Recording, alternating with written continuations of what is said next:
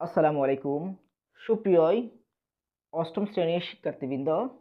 আজকে আমি করাবো অনুক্রম ও ধারা এই টপিকের দৃশ্যপট নির্ভর 3।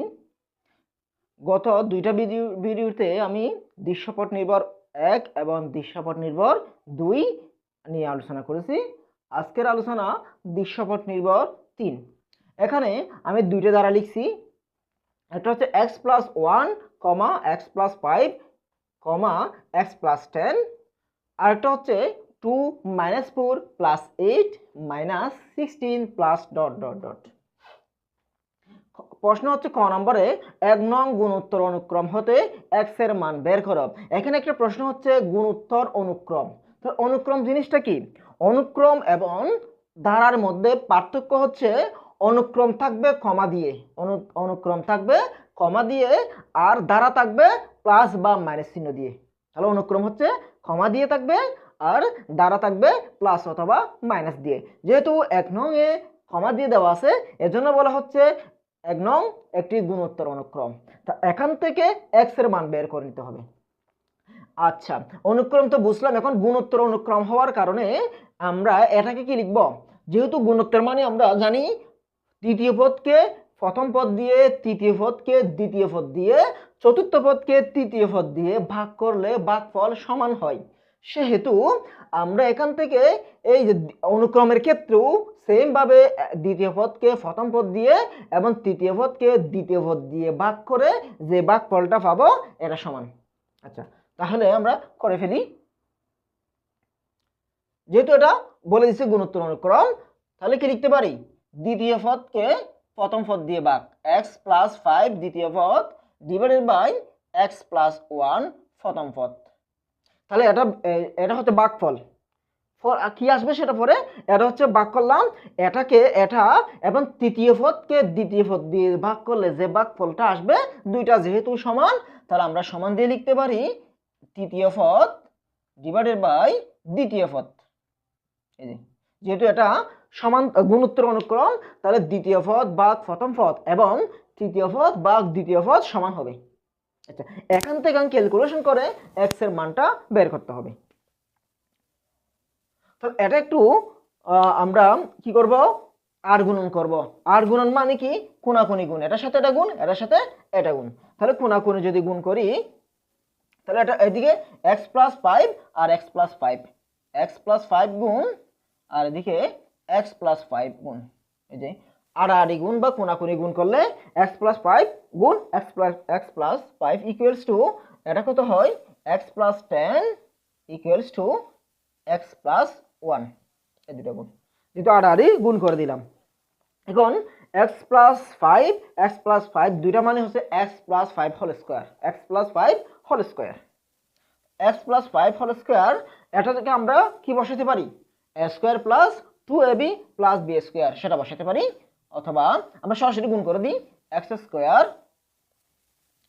আর x দিয়ে s স্কয়ার 5x, x দিয়ে s কে গুণ করলে x স্কয়ার, x দিয়ে 5 কে গুণ করলে 5x, প্লাস 5 দিয়ে x কে গুণ করলে 5x, প্লাস 5 দিয়ে 5 কে গুণ করলে 25। যেহেতু গুণের ক্ষেত্রে আমরা জানি এখানে দুইটা পদ, এখানে দুইটা পদ, তাহলে এই দুইটা পদ প্রত্যেকটা পদ দিয়ে এটাকে গুণ হবে। তাহলে প্রথমে x দিয়ে গুণ করলাম s square plus 5x, plus 5 দিয়ে গুণ করলাম 5x প্লাস 25। একইভাবে এখানে গুণ করব, x দিয়ে x+1 কে গুণ করলে কত হয়?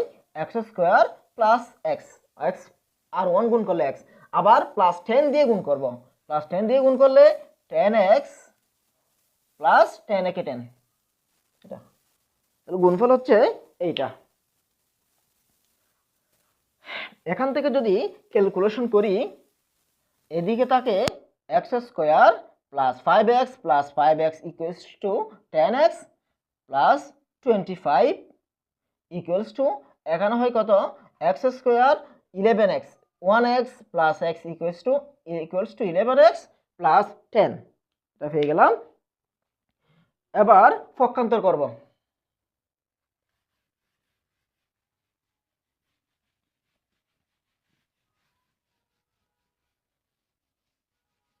পক্ষান্তর করলে এখানে কি আসবে?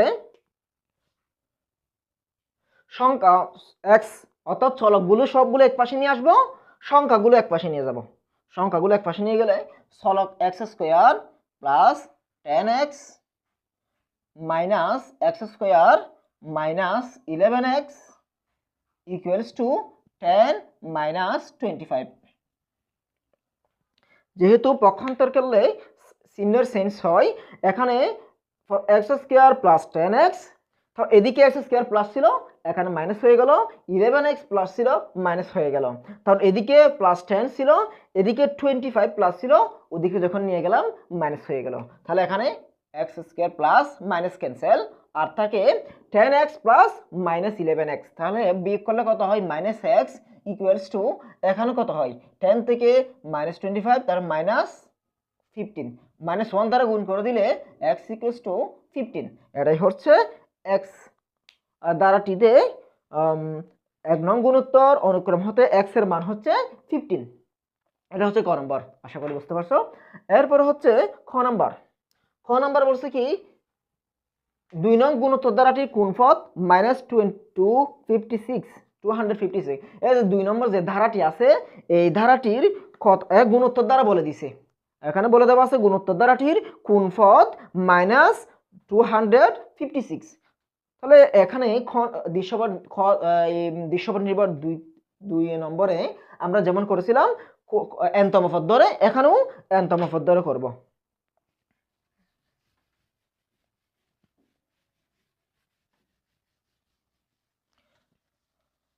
ধরি, আচ্ছা এখানে কি কি দেওয়া আছে? প্রথম পদ হচ্ছে খ নম্বর, এখানে প্রথম পদ এ, প্রথম পদ এ হচ্ছে 2, প্রথম পদ এ হচ্ছে 2, সাধারণ অনুপাত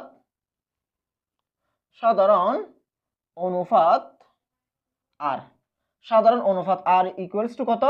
দ্বিতীয় পদ ভাগ প্রথম পদ ইকুয়ালস টু তৃতীয় পদ ভাগ দ্বিতীয় পদ ইকুয়ালস টু কত হয়? -2। সাধারণ অনুপাত হচ্ছে -2। এখন আমরা বের করব, এখন প্রশ্ন গুণোত্তর দ্বারাটির কোন পদ -256।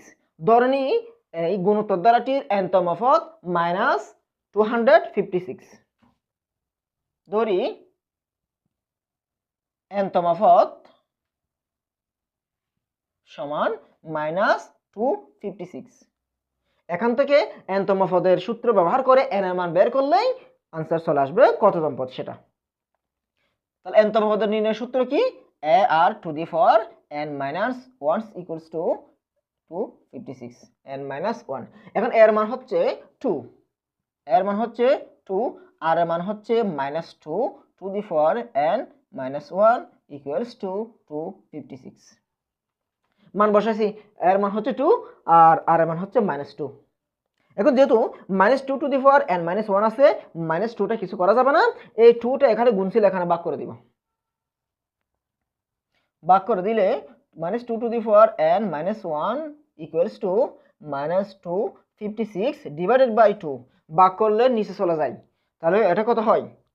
এটা হয় 128। 256কে 2 দিয়ে ভাগ করলে হয় 128। এরপরে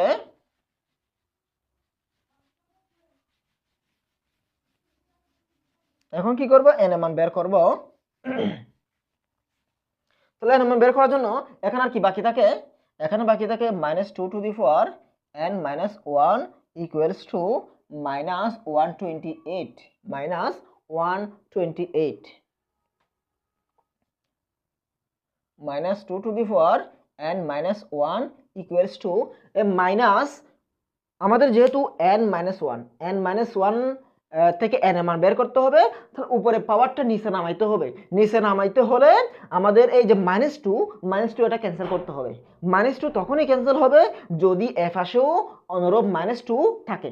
এখানে যেহেতু -2 আছে, আমরা 128কে একইভাবে -2তে নিয়ে যাব, -2 একটা বৃত্তি, -2 বৃত্তি নিয়ে যাব। তো এটা -2 বৃত্তি যদি কি দিই 7 দিই, এই যে -2 to the power 7 মানে হচ্ছে -128। কিভাবে? মাইনাসের উপর পাওয়ার বিজোড় সংখ্যক থাকার কারণে মাইনাসটা থেকে যাবে, 2 এর পাওয়ার 7 মানে হচ্ছে 128।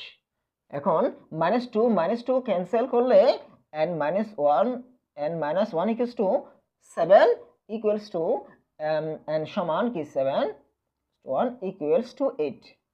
আচ্ছা, এখন n তম পদ হচ্ছে 8, অর্থাৎ গুণোত্তর ধারাটির কোন পদ -256, গুণোত্তর ধারাটির অষ্টম পদ 256।